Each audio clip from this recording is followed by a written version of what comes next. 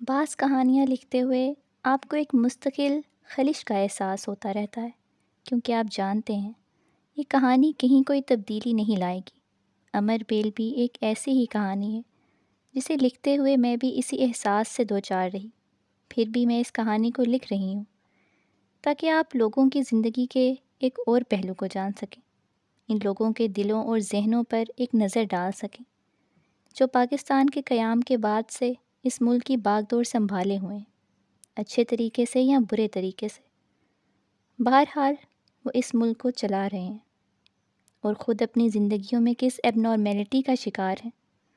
امر بیل میں آپ کو یہی دیکھنے کو ملے گا۔ اس ناول کو پڑھتے ہوئے یہ بات ذہن میں رکھیں کہ یہ کوئی سیاسی ناول نہیں ہے اور نہ ہی کوئی تاریخی اور معاشرتی ناول ہے، یہ خواہش اور چاہ کا ناول ہے۔ بعض دفعہ ساری زندگی گزرنے کے بعد بھی ہم یہ جان نہیں پاتے کہ ہمیں آخر زندگی میں کس چیز کی ضرورت تھی، کسی چیز کی ضرورت تھی بھی یا نہیں۔ اور بعض دفعہ زندگی کے آخری لمحات میں ہمیں احساس ہوتا ہے کہ جس چیز کو ہم نے زندگی کا حاصل بنا رکھا تھا، اس چیز کے بغیر زندگی زیادہ اچھی گزر سکتی تھی۔ امر بیل کے کردار بھی آپ کو اسی عذاب سے گزرتے نظر آئیں گے۔ میں نے اس ناول میں کرداروں کی بھیڑ اکٹھی نہیں کی، صرف چند لوگ ہیں جو پہلے اپنے ارد گرد انسانی رشتوں کی تلاش میں سرگرداں اور بعد میں صرف انسانوں کی، جو کوشش انہوں نے کبھی نہیں کی، وہ اپنے آپ کو تلاش کرنے کی ہے۔ بنیادی طور پر امر بیل ان ناولوں میں سے ہے جو صرف ایک کردار کے لیے لکھا گیا ہے، اور یہ ایک ہی کردار کا ناول ہے۔ اب وہ کردار کس کا ہے یہ آپ کو خود معلوم کرنا ہوگا۔ ہاں، میں یہ دعویٰ کر سکتی ہوں کہ آپ اس کردار سے چاہنے کے باوجود بھی نفرت نہیں کر پائیں گے۔ حقیقت میں بھی آپ ایسے کرداروں کے ساتھ ایسی ہی محبت میں گرفتار رہتے ہیں، اور یہی آپ کی غلطی ہے۔ آئیے غلطی دہرائیں۔ کوئی چھاؤں ہو جسے چھاؤں کہنے میں دوپہر کا گمان نہ ہو، کوئی شام ہو جسے شام کہنے میں شب کا کوئی نشان نہ ہو، کوئی وصل ہو جسے وصل کہنے میں ہجرت کا دھواں نہ ہو، کوئی لفظ ہو جسے لکھنے پڑھنے کی چاہ میں کبھی ایک لمحہ گرا نہ ہو۔ یہ کہاں ہوا ہے کہ ہم تمہیں کبھی اپنے دل سے پکارنے کی صحیح کریں، وہیں آرزو بے ایمان نہ ہو، وہیں موسم غم جاں نہ ہو۔ باب 1۔ عمر آ رہے ہیں پرسوں۔ لنچ پر نانو نے اچانک اسے کہا۔ وہ کھانا کھانا بھول گئی۔ پرسوں آ رہا ہے؟ آپ کو کس نے بتایا؟ اس نے بے چینی سے نانو سے پوچھا۔ تم اس وقت سو رہی تھی، وہ بھی تم سے بات کرنا چاہ رہا تھا، مگر میں نے جب یہ بتایا کہ تم سو رہی ہو تو پھر اس نے جگانے سے منع کر دیا۔ نانو نے تفصیل بتائی تھی۔ علیزے کے چہرے پر مسکراہٹ ابھری۔ چھٹیاں گزارنے آ رہا ہے؟ اس نے پوچھا۔ ہاں، یہی سمجھ لو، فورن سروس چھوڑ رہا ہے۔ کہہ رہا تھا کہ چند ہفتے تک پولیس سروس جوائن کرے گا۔ علیزے کو حیرت کا جھٹکا لگا۔ عمر اور پولیس سروس؟ مجھے یقین نہیں آ رہا نانو، اتنی اچھی پوسٹ چھوڑ کر آخر وہ کرے گا کیا یہاں؟ انکل نے اس سے کچھ نہیں کہا؟ اسے ابھی بھی یقین نہیں آ رہا تھا۔ جہانگیر سے اس کا کوئی جھگڑا ہو گیا ہے، اس نے مجھے تفصیل نہیں بتائی، لیکن they are not on talking terms nowadays۔ اس میں کون سی نئی بات ہے؟ یہ تو پچھلے کئی سال سے ہو رہا ہے۔ علیزے کو واقعی کوئی حیرانی نہیں ہوئی تھی۔ ہاں، مگر اب پھر کوئی جھگڑا ہوا ہے دونوں میں، اب آئے گا تو پتہ چلے گا کہ کیا ہوا ہے۔ نانو بھی زیادہ فکر مند نہیں لگ رہی تھی۔ یہیں رہیں گے کیا؟ اس نے نانو سے پوچھا۔ ہاں، کہہ رہا تھا کہ پوسٹنگ ملنے تک یہیں رہے گا۔ مجھ سے پوچھ رہا تھا کہ تمہارے یا اپنے لیے کسی چیز کی ضرورت ہے تو اسے بتا دیں، وہ لے آئے گا۔ اپنے لیے تو میں نے کچھ نہیں کہا، لیکن تمہارے لیے کچھ پرفیومز لانے کے لیے کہا تھا۔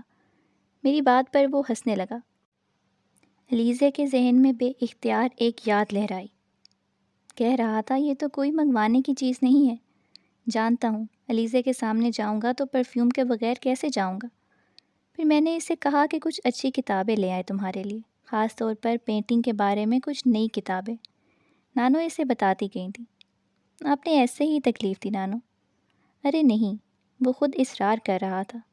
خیر، تم ذرا اس کا کمرہ سیٹ کروا دینا اور انیکسی بھی صاف کروا دو، اس کا سارا سامان یہیں آ رہا ہے، ابھی فی الحال تو یہیں رکھوائے گا، پھر جب پوسٹنگ ملے گی تو لے جائے گا، نانو نے اسے ہدایت دیتے ہوئے کہا۔ پھر وہ لنچ کرنے کے بعد اٹھ کر چلی گئی تھی۔ وہ بہت دیر تک وہیں بیٹھی کچھ سوچتی رہی تھی، ذہن میں بہت کچھ تازہ ہو رہا تھا۔ تو عمر جہانگیر، آخر کار تم واپس آ ہی رہے ہو، اس نے مسکراتے ہوئے سوچا۔ پھر کچھ ذہن میں آنے پر وہ اٹھ کر اس کمرے کی طرف آ گئی جہاں وہ ہمیشہ ٹھہرتا تھا۔ دروازے کھولتے ہوئے اسے بہت خوشگوار سا احساس ہوا تھا۔ وہ اکثر اس کمرے میں آ کر کچھ وقت گزارتی تھی اور ہمیشہ ہی یہاں آ کر اسے یوں لگتا تھا جیسے وہ یہیں کہیں موجود تھا۔ اس کی راکنگ چیئر اسے ساکت حالت میں بھی اسی طرح جھولتی ہوئی نظر آتی تھی جس طرح وہ اسے جھلایا کرتا تھا۔ ہر چیز پر جیسے اس کا لمس تھا، ہر طرف اس کی جیسی آواز گونجتی تھی، وہی دھیما، گہرا اور ٹھہرا ہوا لہجہ، وہی پرسکون دل کے کہیں اندر تک اتر جانے والی آواز، اور پھر وہی کھلکھلاتے ہوئے بے اختیار کہہ گئے۔ اس کمرے میں آ کر سب کچھ جیسے زندہ ہو جاتا تھا، ایلیوژن عکس بن جاتا تھا اور عکس حقیقت بن کر اس کے ارد گرد پھرنے لگتا تھا۔ کمرے میں وہی مخصوص خوشبو بسی ہوتی تھی۔ عمر کے استعمال میں آنے والی چھوٹی چھوٹی چیزیں اسی طرح اپنی جگہ پر تھیں جیسے انہیں کل ہی رکھا گیا ہو۔ اس نے یاد کرنے کی کوشش کی، پہلی بار وہ کب آیا تھا۔ اسے اپنے ذہن پر زور نہیں دینا پڑا، اسے اچھی طرح یاد تھا کہ وہ کس سال، کس تاریخ، کس دن اور کس وقت آیا تھا۔ بعض باتیں آپ کبھی بھولنا نہیں چاہتے، اور وہ کب گیا تھا اسے یہ بھی یاد تھا، لیکن بعض باتیں آپ کبھی یاد رکھنا نہیں چاہتے۔ علیزے کے لیے تب سے آج تک وہ یہیں تھا، اسی کمرے میں، کم از کم اس کے لیے۔ اسے اپنے پیچھے دروازہ کھلنے کی آواز آئی تھی، وہ بے اختیار پلٹی۔ اچھا کیا تم ابھی یہ کمرہ دیکھنے آ گئی، میں نے سوچا میں بھی ایک نظر ڈال ہی لوں، نانو نے اندر آتے ہوئے کہا۔ چند لمحے تنقیدی نظر سے وہ کمرے کا جائزہ لیتی رہیں، پھر جیسے مطمئن ہو گئیں۔ میرا خیال ہے کہ سب کچھ ٹھیک ہی ہے، لیکن پھر بھی تم ذرا ہر چیز کو اچھی طرح چیک کر لینا، میں نہیں چاہتی کہ اسے یہاں کوئی تکلیف ہو۔ نانو مڑ کر کمرے سے نکل گئی۔ وہ ڈریسنگ ٹیبل کی طرف بڑھ گئی تھی اور وہاں پڑا ہوا ایک پرفیوم اس نے ہاتھ میں لے لیا۔ آہستہ آہستہ اس نے پرفیوم کا ڈھکن اتار کر خوشبو کو محسوس کرنے کی کوشش کی۔ بے اختیار مسکراہٹ اس کے ہونٹوں پر آئی۔ ایک بار پھر ایک امیج اس کے ذہن میں لہرایا۔ اس نے ڈریسنگ ٹیبل کے آئینے کو دیکھا، وہاں یکدم کوئی اور نظر آنے لگا تھا، وہیں اسی جگہ چند سال پہلے۔ وہ بے اختیار چند قدم پیچھے ہٹ گئی، اسے اپنی گردن اور بالوں پر بھوار پڑتی محسوس ہوئی۔ باب 2۔ وہ کار کا دروازہ کھول رہی تھی جب اس نے لاؤنج کا دروازہ کھول کر نانو کو اندر آتے دیکھا۔ شاید وہ کار کا ہارن سن کر باہر آئی تھیں۔ انہوں نے اسے دیکھ کر دور سے ہی بازو پھیلا دیے۔ وہ مسکراتی ہوئی ان کے پاس جا کر لپٹ گئی۔ اس بار میں نے تمہیں بہت مس کیا، انہوں نے اس کے گال چومتے ہوئے کہا۔ میں نے بھی آپ لوگوں کو بہت مس کیا نانو، ان کے ساتھ اندر لاؤنج میں جاتے ہوئے اس نے کہا۔ میں جانتی ہوں، انہوں نے بڑے پیار کے ساتھ چلتے چلتے اپنے کندھے سے لگا لیا۔ کیسا رہا تمہارا قیام؟ انجوائے کیا؟ ہاں، بہت انجوائے کیا۔ سمینہ کیسی ہے؟ پاکستان کب آ رہی ہے؟ ممی ٹھیک ہیں، ابھی پاکستان آنے کا کوئی پروگرام نہیں ہے، شاید اگلے سال آئیں۔ لاؤنج میں آ کر اپنا بیگ صوفے پر رکھتے ہوئے اس نے کہا۔ 4 سال ہو گئے ہیں اسے وہاں گئے ہوئے، ابھی بھی اس کا دل نہیں چاہ رہا تھا آنے کو؟ اس نے نانو کو بڑبڑاتے ہوئے سنا۔ وہ کچھ دیر ان کا چہرہ دیکھتی رہی۔ وہ لوگ آسٹریلیا سے امریکہ شفٹ ہونے کا سوچ رہے ہیں۔ انکل کا کانٹریکٹ ختم ہو رہا ہے اس سال، امریکہ کی کسی کمپنی کی آفر پر غور کر رہے ہیں۔ ممی کہہ رہی تھی کہ اگلے سال اگر امریکہ سیٹل ہونے کا ارادہ کر لیا تو وہاں جانے سے پہلے پاکستان ایک چکر لگا کر جائیں گی۔ اس نے جیسے نانو کو تسلی دینے کی کوشش کی تھی۔ تمہارے باقی بہن بھائی کیسے ہیں؟ نانو نے جیسے اس کا چہرہ پڑھنے کی کوشش کی۔ بہت اچھے ہیں، اب تو بہت بڑے ہو گئے ہیں، میں تصویریں لے کر آئی ہوں آپ کو دکھانے کے لیے۔ اس نے نظریں چراتے ہوئے جھک کر اپنے جاگر کھولنا شروع کر دیے تھے۔ نانو خاموشی سے اس کا چہرہ دیکھتی رہی تھی۔ تم پہلے سے کمزور ہو گئی ہو۔ ہاں شاید، میں کچھ دن بیمار رہی تھی، وہاں پانی سوٹ نہیں کر رہا تھا۔ ایک ہلکی سی مسکراہٹ کے ساتھ اس نے نانو کو بتایا تھا۔ بیمار ہو گئی تھی؟ مگر تم نے مجھے تو نہیں بتایا۔ سمینہ نے بھی فون پر ذکر نہیں کیا۔ نانو اٹھ کر تفتیش بھرے انداز میں اس کے پاس آ کر بیٹھ گئی تھی۔ میں نے منع کر دیا تھا، آپ خواہ مخواہ پریشان ہو جاتی، ویسے بھی زیادہ سیریس بات نہیں تھی، اس نے لاپرواہی سے کہا تھا۔ پھر بھی تمہیں بتانا تو چاہیے تھا، اس طرح۔ نانو پلیز، میں ٹھیک ہوں، آپ خود دیکھ لیں کہ اب میں بیمار لگ رہی ہوں، اس نے بات ٹالنے کی کوشش کرتے ہوئے کہا۔ کرسٹی کہاں ہے؟ اسے جیسے یکدم یاد آیا تھا۔ سیڑھیوں کے نیچے سو رہی تھی۔ میں نے تم سے چائے کا بھی نہیں پوچھا، میں ذرا تمہارے کھانے کے لیے کچھ لے آتی ہوں۔ نانو اٹھ کر کچن کی طرف چلی گئی۔ اس نے گہرا سانس لے کر صوفے کی پشت سے ٹیک لگا لی۔ 1 ماہ بعد واپس آ کر اسے بہت سکون، بہت اطمینان کا احساس ہو رہا تھا، یوں جیسے وہ گھر واپس آ گئی ہو۔ ہر چیز اسی طرح تھی۔ وہ اٹھ کر کھڑکی کے پاس آئی۔ مالی گھاس کاٹ رہا تھا۔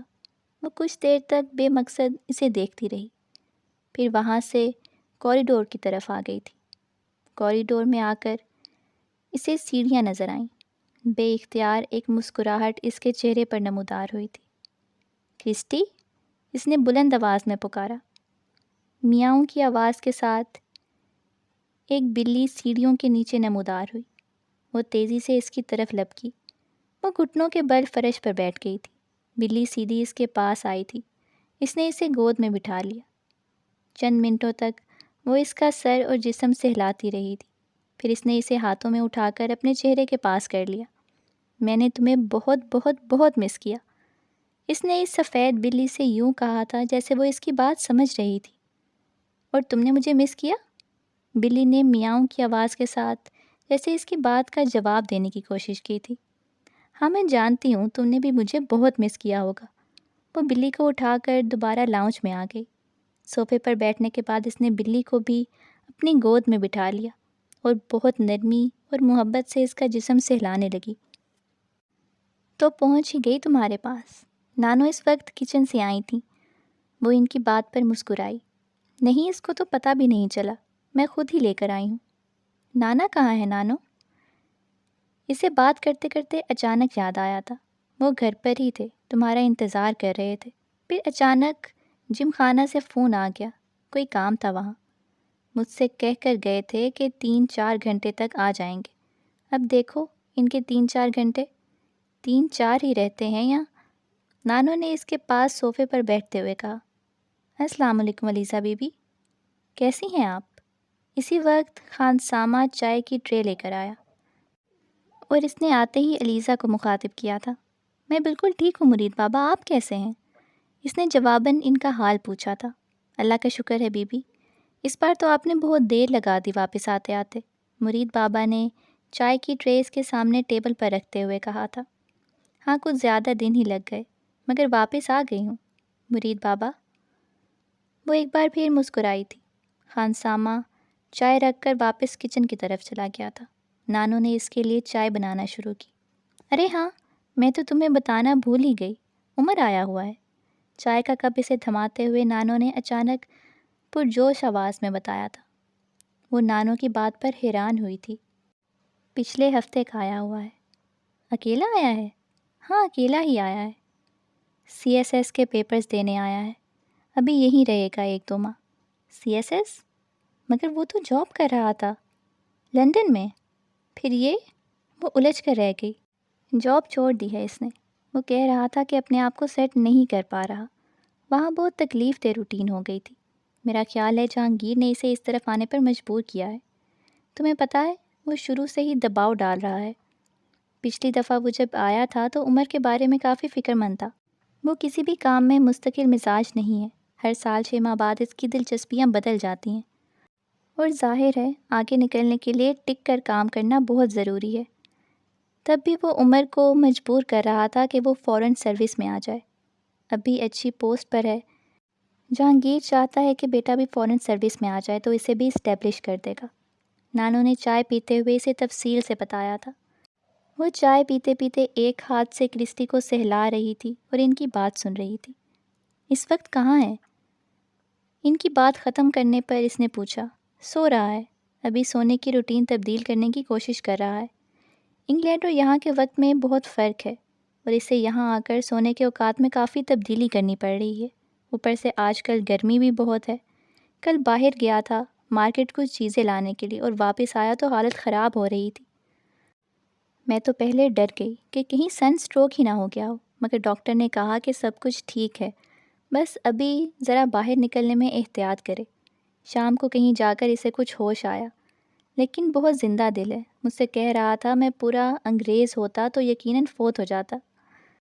تھوڑا بچ گیا ہوں تو یہاں کا ہونے کی وجہ سے۔ لگتا ہے گرمی نے پہچان لیا ہے مجھے۔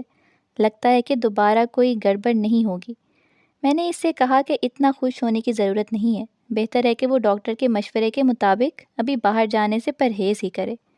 ضروری نہیں ہے کہ اگر ایک بار سن اسٹروک سے بچ گیا تو دوسری بار بھی بچ جائے گا۔ الیزا قدرے عدم دلچسپی سے ان کی باتیں سنتی رہی۔ وہ مسلسل عمر کے بارے میں ہی بات کر رہی تھیں۔ پتہ ہے تمہاری تصویریں دیکھ کر کیا کہہ رہا تھا؟ کہہ رہا تھا الیزا پھپھو کی کاربن کاپی ہے۔ میں نے کہا کہ تمہیں کیسے پتہ؟ تم نے کون سا سمینہ کو اتنا دیکھا ہے یا الیزے کو اچھی طرح دیکھ چکے ہو؟ اس کے لیے کسی کو ایک بار دیکھنا ہی کافی ہے۔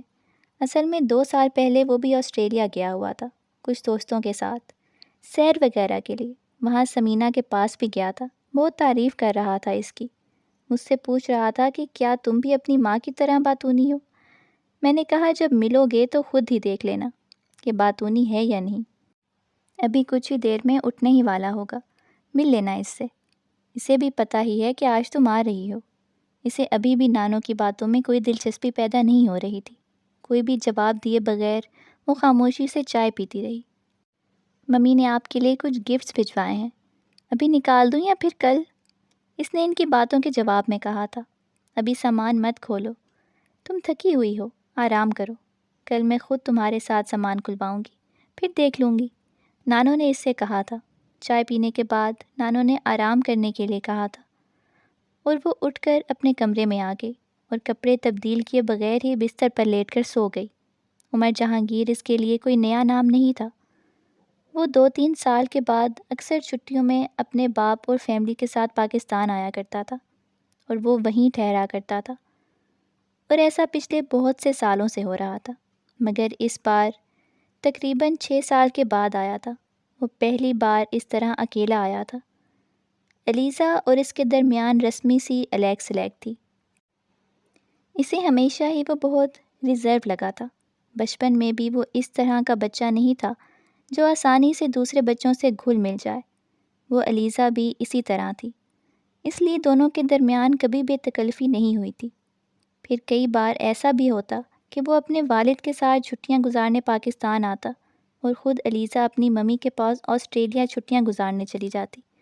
اس لیے انہیں کبھی بھی ایک دوسرے کے ساتھ زیادہ وقت گزارنے کا موقع نہ ملا تھا، اور اب بھی عمر جہانگیر کی آمد اس کے لیے کسی خاص خوشی کا باعث نہیں بنی تھی۔ اسے اندازہ نہیں ہوا وہ کتنی دیر سوئی رہی تھی۔ جب دوبارہ بیدار ہوئی تو کمرے میں اندھیرا پھیلا ہوا تھا۔ اس نے سائڈ ٹیبل پر رکھی ہوئی رسٹ واچ ہاتھ میں لے کر ٹائم دیکھنے کی کوشش کی تھی۔ ریڈیم ڈائل 7 بجا رہا تھا۔ اس نے اٹھ کر کمرے کی لائٹ آن کر دی۔ وارڈروب سے کپڑے نکال کر وہ واش روم میں چلی گئی تھی۔ جب وہ لاؤنج میں آئی تو 7:15 ہو رہے تھے۔ سو دا لیڈی از ہیئر، تو محترمہ یہاں ہے، نانا نے اسے دیکھتے ہی کہا تھا۔ وہ مسکراتے ہوئے جا کر ان سے لپٹ گئی۔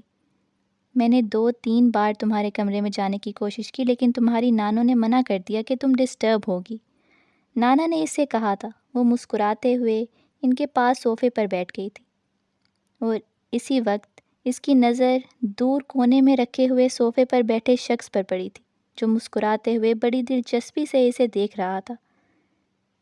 اس کے متوجہ ہونے پر اس کی مسکراہٹ گہری ہو گئی تھی۔ ایک لمبے عرصے کے بعد دیکھنے کے باوجود الیزے کو اسے پہچاننے میں کوئی دقت محسوس نہیں ہوئی تھی۔ 5 سال پہلے اس نے جب عمر کو دیکھا تھا تو وہ خاصا دبلا پتلا تھا، مگر اس وقت وہ ایک لمبے چوڑے وجیہہ سراپے کا مالک تھا۔ وہ اس سے 8 سال بڑا تھا۔ مگر اپنی قد و قامت کے لحاظ سے وہ اپنی عمر سے بڑا نظر آ رہا تھا۔ وہ بے اختیار کو جھجکی۔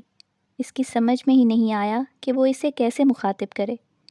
گلا صاف کرنے کی کوشش کرتے ہوئے اس نے کہا، hello, how are you? Umar نے ہلکے سے سر کو نیچے کیا تھا۔ Oh, I am fine. It means you have recognised me, am I right Eliza? اس نے اس طرح اس کی بات کا جواب دیا تھا جیسے وہ اس کا بہت گہرا دوست ہو۔ یس، نانو told me about you. She was. وہ عمر سے بات کر رہی تھی جب نانو نے اسے آواز دی تھی۔ ایلیزا، شہلا کا فون ہے، بات کر لو۔ اس نے چونک کر نانو کو دیکھا تھا۔ ان کے ہاتھ میں کارڈ لیس تھا۔ Excuse me. وہ اپنی بات ادھوری چھوڑ کر نانو کے ہاتھ سے کارڈ لیس لے کر ڈائننگ روم کی طرف چلی گئی۔ شہلا اس کی دوست تھی اور وہ جانتی تھی کہ اب آدھے گھنٹے سے پہلے وہ فارغ نہیں ہو پائے گی۔ شہلا کو لمبی کالز کرنے کی عادت تھی اور آج تو ویسے بھی 1 ماہ کے بعد اس سے گفتگو ہو رہی تھی۔ وہ کافی دیر تک فون پر اس سے باتیں کرتی رہی اور جب فون بند کر کے واپس لاؤنج میں آئی تو عمر وہاں نہیں تھا۔ وہ نانو اور نانا کے ساتھ باتیں کرتی رہی اور انہی سے اس کا پتہ چلا کہ وہ کسی دوست کے ساتھ باہر گیا ہے۔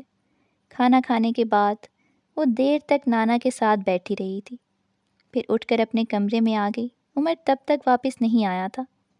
صبح وہ دیر سے اٹھی تھی۔ جب وہ ناشتے کے لیے آئی تو 10:30 بج رہے تھے۔ خانسامہ نے اسے بتایا تھا کہ نانو باہر گئی ہوئی ہیں اور نانا تو پہلے ہی اس وقت کلب میں ہوتے تھے۔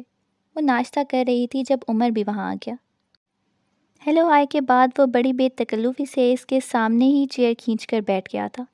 وہ خود بھی ناشتہ کرنے لگا۔ ساتھ ساتھ وہ اس سے باتیں کر رہا تھا، اس کی مصروفیات کے بارے میں پوچھ رہا تھا، آسٹریلیا میں اس کی سرگرمیوں کے بارے میں پوچھ رہا تھا۔ ایلیزا نے نوٹ کیا وہ پہلے کی نسبت بہت خوش مزاج ہو گیا تھا، پہلے کی طرح ریزرو سا نہیں تھا۔ کافی دیر تک انگلش میں دونوں میں گفتگو جاری رہی تھی۔ پھر خانسامہ اس کے لیے جوس لے کر آ گیا تھا۔ پہلی بار عمر نے بڑی صاف اردو میں اس سے کہا، مجھے ایک پیالے میں دہی لا دیں، مگر پہلے دیکھ لیں کہ کھٹا نہ ہو، اور انڈا فرائی مت کریں، ابال کر دے دیں۔ اس نے خانسامہ کو ہدایتیں دی تھیں اور جوس پینے لگا تھا۔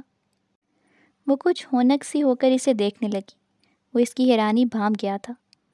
گلاس ٹیبل پر رکھتے ہوئے اس نے کہا، واٹ ہیپنڈ؟ آپ تو اردو بول سکتے ہیں؟ اس نے قدرے سٹ پٹا کر کہا۔ ہاں تو بول سکتا ہوں، اس میں حیرانی والی کیا بات ہے؟ اس نے پہلی بار اس کی بات کا جواب اردو میں ہی دیا تھا۔ میں سوچ رہی تھی کہ شاید آپ، وہ کچھ کھسیانی ہو گئی۔ یہ کیوں سوچا تم نے؟ باہر رہنے کا مطلب تو نہیں کہ بندے کو اپنی زبان بھی بھول جائے۔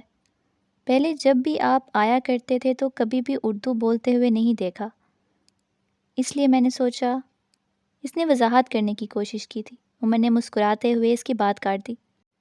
پہلے تم سے اتنی لمبی چوڑی باتیں کرنے کا موقع نہیں ملا، ویسے بھی چھوٹا تھا تب میں۔ اس نے عمر کا چہرہ دیکھا تھا، وہ خاصا محظوظ نظر آ رہا تھا۔ پچھلی دفعہ جب میں نے تمہیں دیکھا تھا تو تم بہت چھوٹی تھی، میرا خیال ہے 11-12 سال کی تھی، اور اب تو but I must admit you are pretty now. ایلیزے کے گال سرخ ہو گئے۔ اس نے سر جھکا لیا۔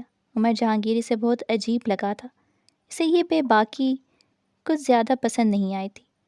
میں دوبارہ کبھی اکیلے اس کے پاس نہیں بیٹھوں گی، اس نے ٹوسٹ کھاتے ہوئے سوچا تھا۔ وہ ناشتہ ختم کرتے ہی اٹھ کر واپس اپنے کمرے میں چلا گیا تھا۔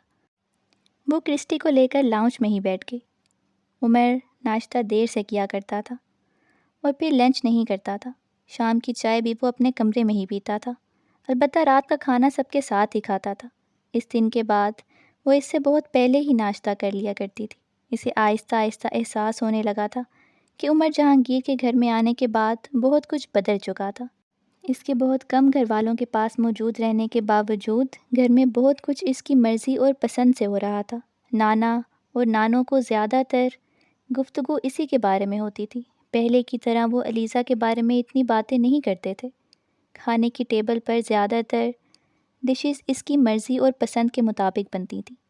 ایلیزے سے کھانے کے بارے میں رائے لینا کم کر دیا گیا تھا۔ نانو ہر وقت اس کی صحت اور آرام کے بارے میں فکر مند رہا کرتی تھی، اور وہ جیسے گھر میں ثانوی حیثیت اختیار کر گئی تھی۔ یہ سب کچھ اس کے لیے نیا نہیں تھا۔ ہر سال جب بھی اس کے ماموں اور خالاؤں میں سے کسی کی فیملی وہاں آتی تھی، وہ اسی طرح پس پشت چلی جایا کرتی تھی۔ تب نانا اور نانو کی توجہ صرف آنے والے لوگوں پر ہی مرکوز رہتی تھی، مگر اس سے یہ سب کچھ اتنا برا نہیں لگتا تھا، کیونکہ وہ لوگ صرف چند ہفتے ہی ٹھہرتے تھے۔ مگر عمر جہانگیر تو ابھی بہت عرصہ وہاں رہنے والا تھا، اور اسے ایسا لگ رہا تھا جیسے اس نے بڑے آرام سے اس کی جگہ ہتھیا لی ہے۔ اس دن دوپہر کو سو کر اٹھنے کے بعد اس نے حسب معمول کرسٹی کو ڈھونڈنا شروع کر دیا تھا۔ وہ سیڑھیوں کے نیچے نہیں تھی، اس وقت باہر وہ لان میں بھی نہیں ہو سکتی تھی۔ اس کی مخصوص جگہوں پر اسے پانے میں ناکام رہنے کے بعد اس نے اسے آوازیں دینا شروع کر دی، مگر وہ نہیں آئی تھی۔ نانو، کرسٹی کہاں ہے؟ وہ نانو کے کمرے میں چلی آئی تھی۔ وہ ابھی آرام کر رہی تھی۔ عمر کے کمرے میں دیکھو، وہاں ہوگی، انہوں نے اسے بتایا۔ عمر کے کمرے میں؟ لیکن کرسٹی تو کبھی کسی کے پاس نہیں جاتی تھی۔ اسے ان کی بات پر جیسے صدمہ ہوا تھا۔ ہاں، لیکن عمر کے ساتھ بہت اٹیچ ہو گئی ہے۔ تمہارے بعد سارا دن اس کے ساتھ ہی ہوتی تھی، ابھی بھی وہیں ہوگی۔ وہ چپ چاپ ان کے کمرے سے نکل آئی تھی۔ اسے ابھی بھی ان کی بات پر یقین نہیں ہو رہا تھا کہ کرسٹی اس کے علاوہ کسی اور کے پاس جا سکتی ہے۔ عمر کے کمرے کے دروازے پر اس نے کچھ ہچکچاتے ہوئے دستک دی تھی۔ یس، کم ان۔ اندر سے فوراً ہی اس کی آواز ابھری اور وہ دروازہ کھول کر اندر چلی گئی۔ کرسٹی یہاں تو؟ اس نے بات ادھوری چھوڑ دی۔ وہ سامنے ہی راکنگ چیئر پر جھول رہا تھا۔ اس کے ایک ہاتھ میں کتاب تھی اور دوسرا ہاتھ کرسٹی کو سہلا رہا تھا۔ وہ اس کی گود میں بیٹھی ہوئی تھی۔ ایلیزا کو دیکھ کر ہی کرسٹی نے اپنی جگہ سے ہلنے کی کوشش نہیں کی تھی۔ وہ بڑے اطمینان سے اپنی جگہ بیٹھی رہی تھی۔ ایلیزا صدمے اور مایوسی سے اسے دیکھتی رہی۔ ہاں، کرسٹی میرے پاس ہے۔ جاؤ کرسٹی۔ اس نے کرسٹی کو گود سے اتار دیا اور کرسٹی بھاگتے ہوئے اس کی طرف آنے لگی۔ ایلیزا کو ان دونوں پر بے تحاشا غصہ آیا تھا۔ جسٹ گو ٹو ہیل، اس نے بلند آواز میں کہا تھا، اور زندگی میں پہلی دفعہ پوری قوت سے دروازہ بند کرتے ہوئے بھاگ آئی تھی۔ وہ اپنے کمرے میں چلی گئی تھی اور شام تک کمرے سے باہر نہیں نکلی تھی۔ شام تک اس کا غصہ تشویش میں بدل چکا تھا۔ وہ پریشان تھی کہ اگر عمر نانو کو اس کی اس حرکت کے بارے میں بتا دیتا ہے تو وہ کیا سوچیں گی۔ اسے اپنی اس حرکت پر افسوس ہو رہا تھا۔ اسے خود سمجھ نہیں آ رہا تھا کہ اسے کس بات پر غصہ آیا تھا، کرسٹی کے کسی اور کے پاس جانے پر، یا عمر کے پاس جانے پر، یا اس کو دیکھ کر بھی اس کے پاس نہ آنے پر، یا پھر عمر کے کہنے پر اس کے پاس آنے پر۔ جب وہ لاؤنج میں آئی تو کرسٹی وہیں بیٹھی ہوئی تھی۔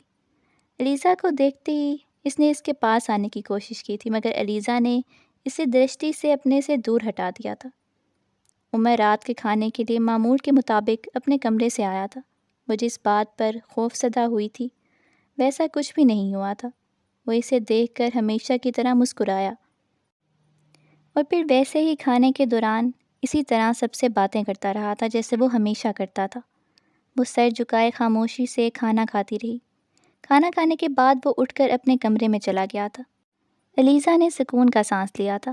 اگلے چند دن بھی اسی طرح گزر گئے۔ عمر نے اس واقعے کے بارے میں نانا، نانو یا کسی اور سے کوئی بات نہیں کی تھی، لیکن ایلیزا نے نوٹ کیا تھا کہ اس نے دوبارہ کرسٹی کو بلانے کی کوشش نہیں کی تھی۔ کرسٹی اس کے نظر آنے پر اگر اس کی طرف جانے کی کوشش کرتی بھی تو وہ اسے نظر انداز کر دیتا۔ اس کا مطلب تھا وہ اس کے اس دن کے غصے کی وجہ جان گیا تھا۔ مرید بابا، آج رات کو کھانے میں میرے لیے تھوڑی سی سبزی بنا لیں۔ اس دن کافی دنوں کے بعد ایلیزا نے رات کے کھانے کے لیے کوئی فرمائش کی تھی۔ رات کو کھانے کے ٹیبل پر اس نے بڑی خوشی کے ساتھ ڈونگے کا ڈھکن اٹھایا تھا۔ ساتھ ہی اس کے چہرے کے تاثرات بدل گئے۔ نانو، سبزی میں چکن کیوں ڈالا ہے مرید بابا نے؟ انہیں پتہ ہے میں ہمیشہ چکن کے بغیر ہی سبزی کھاتی ہوں، اس نے کچھ حیرانی کے عالم میں نانو سے کہا تھا۔ میں نے کہا تھا چکن ڈالنے کے لیے۔ میں عمر کو رات کے کھانے کے بارے میں بتا رہی تھی، اس نے کہا کہ سبزی بن رہی ہے تو چکن والی بنا لے، میں بھی تھوڑی کھا لوں گا۔ الیزے نے ڈونگے کا ڈھکن ہاتھ میں پکڑے پکڑے ٹیبل کی دوسری طرف عمر کو دیکھا۔ وہ اپنی پلیٹ میں چاول نکال رہا تھا۔ ٹیبل پر پڑی ہوئی ساری چیزیں یا تو عمر کی مرضی سے بنتی تھیں یا پھر نانو اور نانا کی۔ اس نے آسٹریلیا سے واپس آنے کے بعد پہلی فرمائش کی تھی اور یکدم ہی اس کی بھوک غائب ہو گئی تھی۔ کچھ افسردگی سے اس نے دوبارہ ڈونگے پر ڈھکن رکھ دیا، اور جب اس نے چمچ بھی رکھ دیا تو نانو اس کی طرف متوجہ ہو گئی۔ کیوں، کیا ہوا؟ سبزی نہیں لی؟ وہ کرسی کھینچ کر کھڑی ہو گئی۔ عمر نے اسے پہلی بار چونک کر دیکھا۔ مجھے بھوک نہیں ہے۔ یہ کیا حماقت ہے؟ ابھی تم کھانے کے لیے بیٹھی تھی، ابھی بھوک ہی ختم ہو گئی؟ بیٹھ جاؤ، نانا نے اس سے کہا تھا۔ میں دودھ پی لوں گی۔ وہ چل پڑی۔ دودھ سے کیا ہوگا؟ الیزا، واپس آؤ، بیٹھو، تھوڑا سا ہی کھا لو۔ نانو نے اسے واپس بلانے کی کوشش کی تھی۔ وہ پیچھے مڑے بغیر ہی وہاں سے چلی گئی۔ عمر حیرانی سے اسے جاتے دیکھتا رہا۔